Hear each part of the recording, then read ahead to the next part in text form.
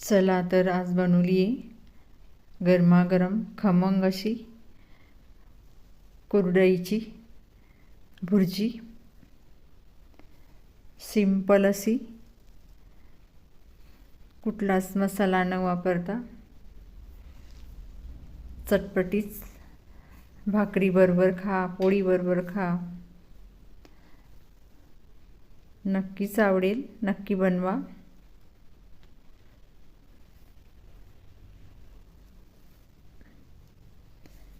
आणि अशा कुरड्या बनवून ठेवलेल्या उन्हाळ्यामध्ये शक्यतो बारीकच बनवा, बारीक चाळणीमधून, आणि छान भुर्जी होते। आणि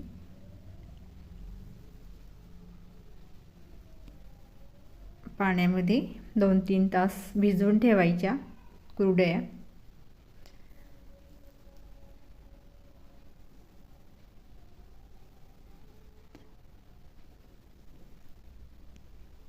आणि छान भिजली आहे,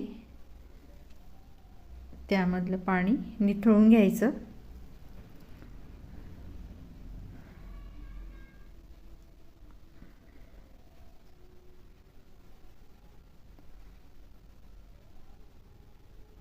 छान असे मऊसूत भिजली आहे। तेल तापत ठेवायचं, त्यामध्ये मोहरी, जिरं टाकायचं,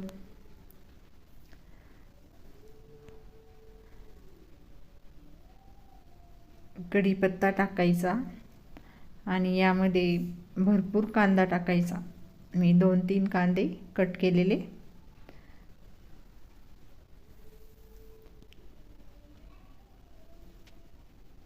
आणि सुक्या भाजीला कांदा खूप छान लागतो।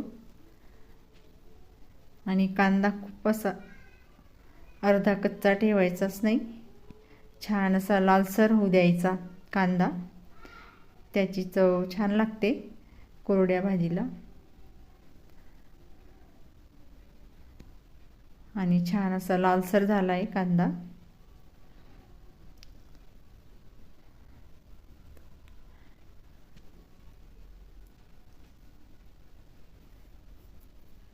आणि थोडीशी हळद,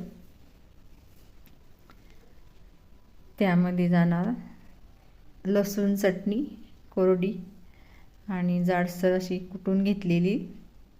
कोरड्या भाजीला लसणाची चटणी खूप छान लागते। चवीनुसार मीठ आणि कांद्याची पात। तुम्ही टोमॅटो पण टाकू शकता।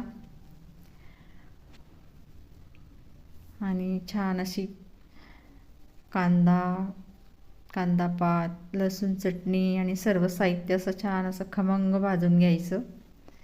तेलामध्ये परतून घ्यायचं आहे कमी गॅसवरती, तरच या भुर्जीला अशी टेस्ट लागते छान। आणि सर्व आता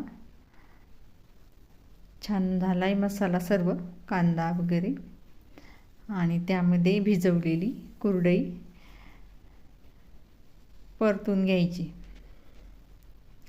त्याच भाज्या कंटाळाला खाऊन तर नक्की बनवा।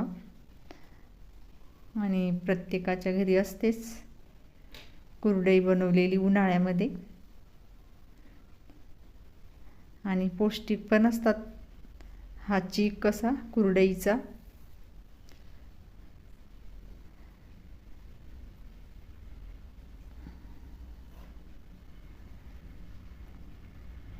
आमच्याकडे मुलांना खूपच आवडते, आणि ते हॉस्टेलला पण घेऊन जातात डब्यामध्ये बनवून,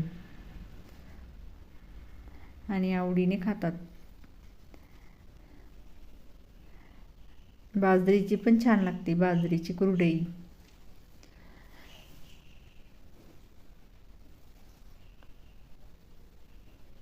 आणि गरमागरम भुर्जी तयार।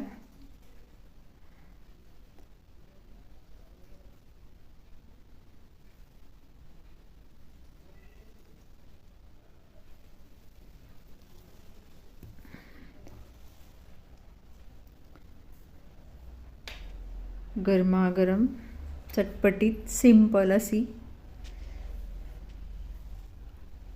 कुरडईची भुर्जी नक्की बनवा. लाईक करा, शेअर करा. आवडल्यास नक्की करून बघा.